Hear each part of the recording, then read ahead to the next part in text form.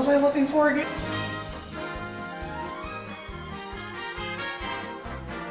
We have top 30, and what we'll do is we'll go through 30 to 16 and just name them off.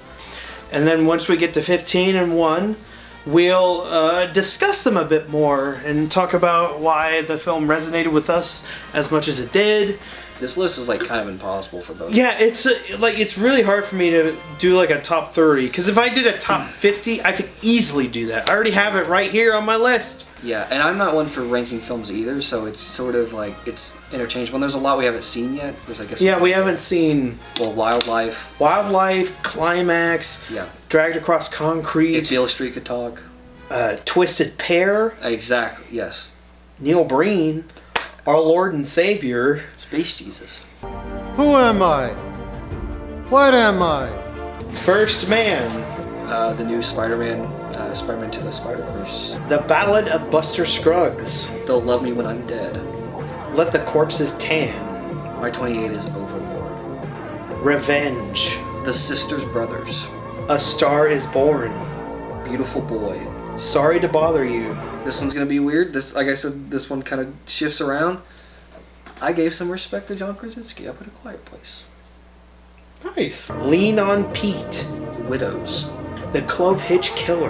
The Ballad of Buster Scruggs.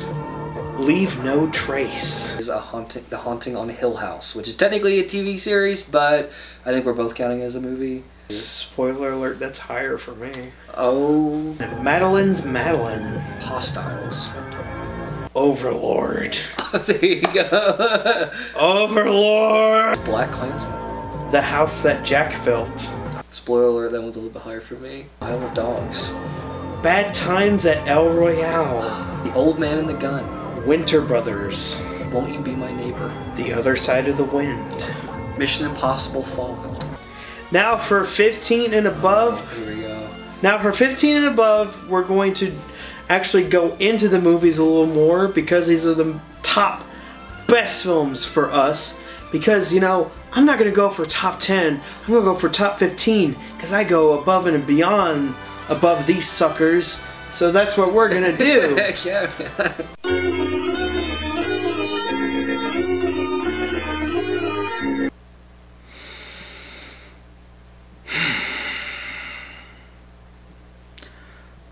Due to unfortunate circumstances, we had to shoot. Oh no. Hold on a second. The rest of the video. This is almost dead. At a better time. My number 15, Annihilation. My number 15 is Sorry to Bother You. My number 14 is Hereditary. My number 14 is The Other Side of the Wind by Orson Welles. My number 13, Blindspotting. And speaking of movies I love, there's a motion picture called Aquaman. It's one of the greatest movies I've ever seen in my life. Who would have thunk it? Permission to come aboard. Who would have thunk it? See the hat? The hat. It's so good, I know. It's so good. My number 13 is Hereditary. My number 12, November. You okay? November's great. My number 12 is mid-90s. Let's give a quick shout out to Katherine Waterston. She needs to be in more. She's great. She's amazing. Katherine Waterston, I know you're watching this. Who isn't? I mean, who isn't watching? Be in more movies, okay? Be in more. Like Alien Covenant, one of the best films ever made. Bravo! You have symphonies in you, brother. I thought it was Aquaman. You keep changing it. Aquaman at a theater near you. Redheads! You gotta love them! And number 11 is gonna be You Were Never Really Here. My number 11 is A Star Is Born. Now on to the superior list. What was it? You mean the pretentious, artsy fartsy foreign list, right? No, I would have seen My number 10, The Haunting of Hill House. Oh wow! This piece of art really deeply affected me in a multitude of ways. There's sequences that are deeply unsettling. There's sequences that make me choke up and even cry. So expertly handled, and it's just an incredible piece of filmmaking that's perplexing to me. My number 10 is First Man. I like it more than La La Land, and at times I love it more than Whiplash, and I love Whiplash. I love both those things. Yeah, and like Chazelle's great, and I think if you're a Chazelle fan, I think First Man is a good third feature, I think. My number 9 is one of the best action films to come out in our generation, and it's Mission Impossible Fallout. Just the more I watch it, there's more things that I love that I see in the movie, and the more that I think about it, the more it's a reminder of why I love things like Mad Max Fury Road, or what makes older action films so special, like Raiders of the Lost Ark. And I think this is a film that's going to stand the test of time like those other films and be seen, witnessed as one of the colossal, great action films to ever be put together. My number 9 is Bad Times at the El Royale. Great. It's a great mystery film. It's a lot of fun. I want as many people to see it because movies like this don't get made anymore, and they should. Number 8. Spider-Man Into the Spider-Verse. The best Spider-Man film ever made. I'm just gonna say it. It's a movie that shows how important Spider-Man is and how Spider-Man helps mold all of us in certain ways. Like, and it doesn't matter, like, you don't have to be Peter Parker. You can be anybody, any certain individual who has come from a vastly different background than Peter Parker, and you can still be Spider-Man. I think that's something that's very special that that movie showcases. Not let the devil in. What happened to you, Eminem? There's gonna be carnage. You ready for my number 8? It's a great contrast with Spider-Man, you know. Yeah, what is it? You know, it's sort of a similar tone. It's another light tone movie.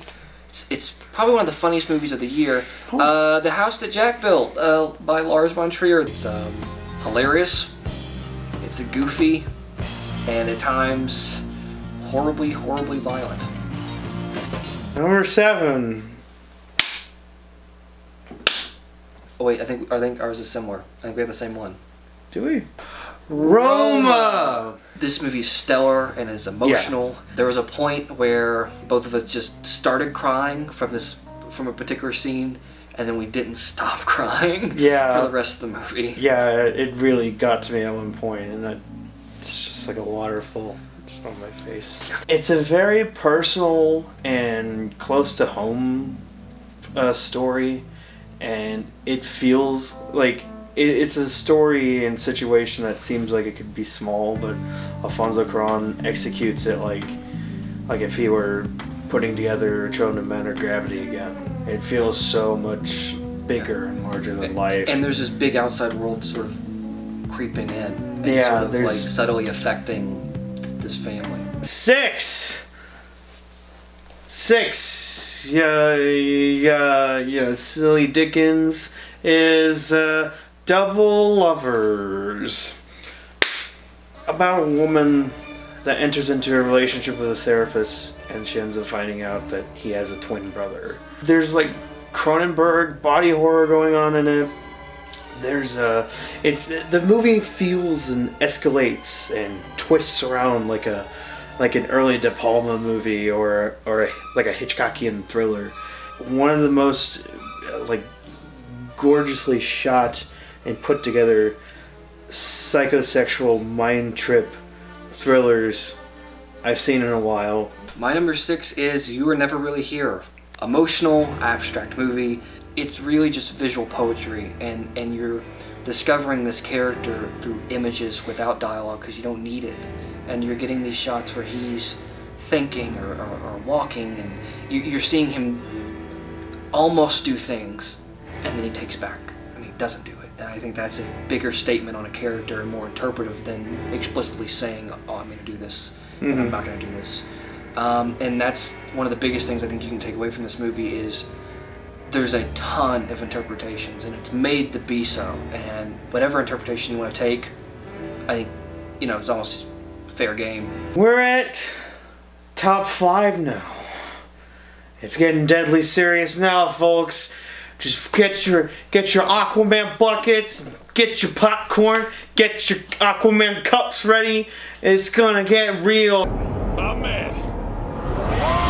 Number 5, Thunder Road. That movie that the first time we tried to talk about it, I ended up bawling my eyes out. What are you talking about? This is the same video. Oh, yeah, we didn't. Shh. It's a film that I feel that I understand it and I relate to it in specific emotional ways when it comes to the lead character and what he's going through specifically, because the lead character in the story is somebody who cannot handle horribly tragic or emotional situations in a normal way, and that kind of creates this dissonance with him and some of the people around him in his life. It's really touching and heartfelt and emotional and really funny. It's a really funny movie too, but I think it's an incredible piece of filmmaking, and Jim Cummings is going to be the next big name to look out for, and he made a very important movie, at least to me. My number 5 is Annihilation. I saw this movie 5 times in the theater, talking about all these metaphysical ideas and about humanity and our sort of place, our own flaws, our own personal flaws. Even though there's this big sci-fi element to it, it's still very grounded because of what these characters are going through and its particular theme in the movie that I don't want to say too much about. It still managed to be very personal despite its sort of cold nature, I think. Another tearjerker at number 4. That's gonna be First Reformed. Bergman, Bresson, Tarkovsky-esque melancholy film that kind of goes into some of ecological issues today while also examining pressures of faith and Catholicism. My number 4 is Mandy. The movie is just metal. I mean, from the start. There is this emotional through line through the movie, and it's a simple story, but how he tells it is otherworldly and unique, and I've never seen anything like it. Hey, there's Marilyn Monroe. My number 3, Suspiria! There are so many striking moments. A monumental piece of cinema. You have a poop emoji on your head. What are you You're talking about? special. I mean, I have my He's head. very, special. I mean, look at that. I mean, look at this. Look at this image. This is the guy you're watching right now. I'm a special boy. My number 3 is First Reformed. This movie does not let up. It is intense and gripping, and it is his sort of Schrader's transcendental film. And it's a movie people aren't talking about as much. I mean, it's getting all this critical praise, but audience should be seeing this. People should be seeing this movie because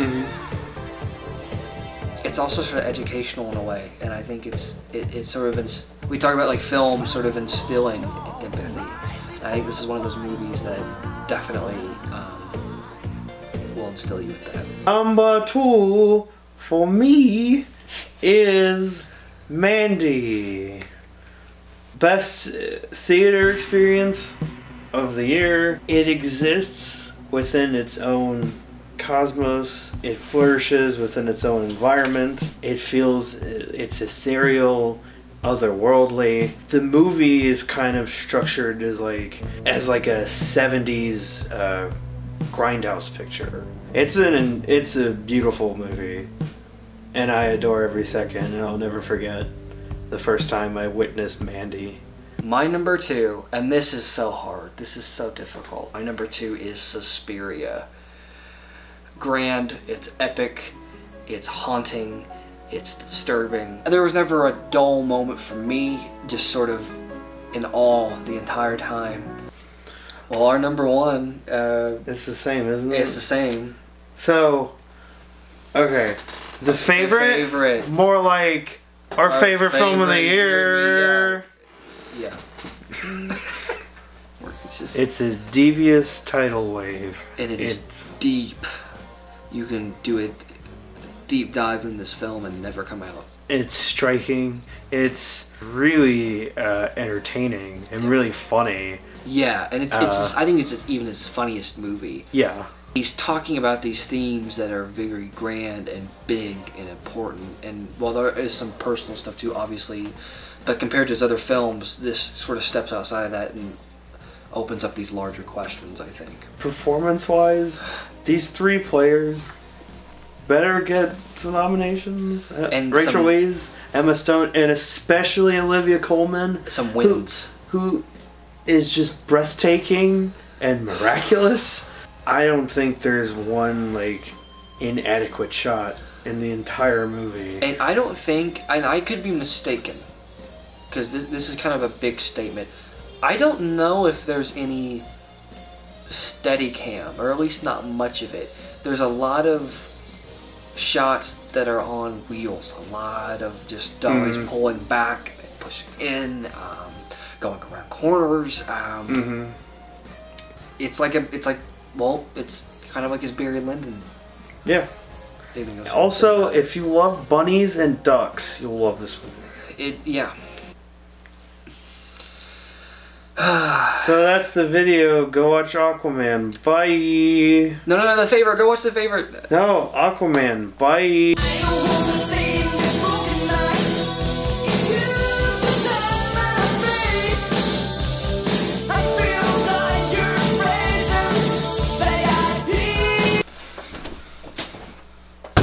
Talk right now.